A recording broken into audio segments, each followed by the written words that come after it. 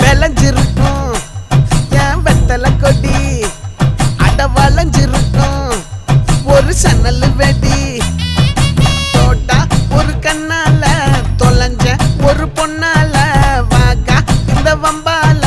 வல்ல விரிச்சிட வந்தாளே பார்த்து வளைச்ச தேக்கு ஓம் பட்ட உடம்பு சோக்கு என்ன குத்தும் குறும்பு மூக்கு கொஞ்சம் ஓய்வை கொடுத்து தாக்கு